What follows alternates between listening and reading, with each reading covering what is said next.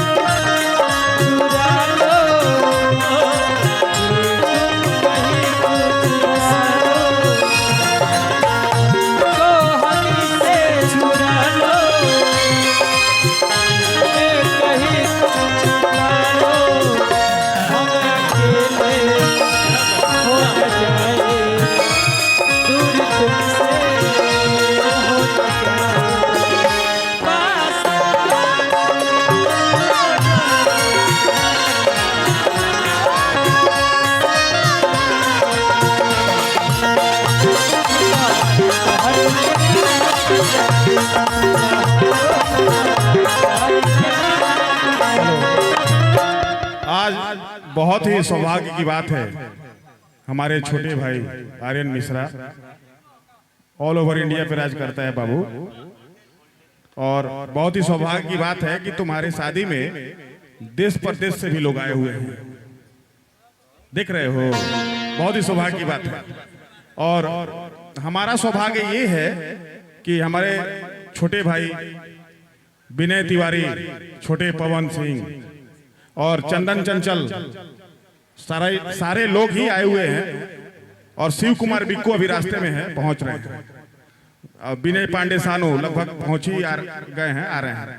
और अभिमन्यु सिंह शेरे नोएडा बाई road flat से पटना और फिर वहां से। और हमारे प्रणव शुक्ला हमारे बड़े भाई Kushinagar hero, all over India में किसी को भी टावर की जरूरत हो तो हमारे भैया से संपर्क करें।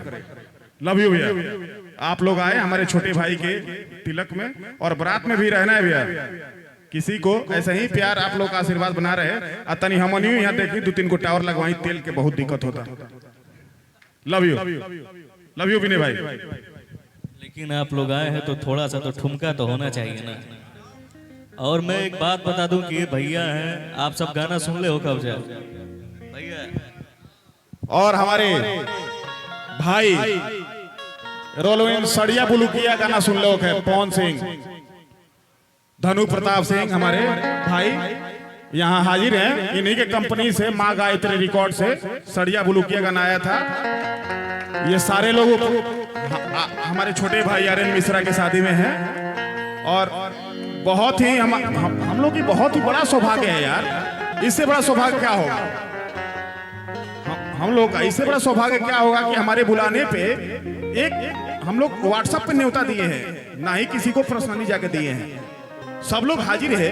इससे बड़ा कुछ नहीं हो सकता है। लव यू हमारे भाई धनु प्रताप सिंह, और love you Pawan Singh, love you Pawan Singh and team, सब लोग हाजिर है।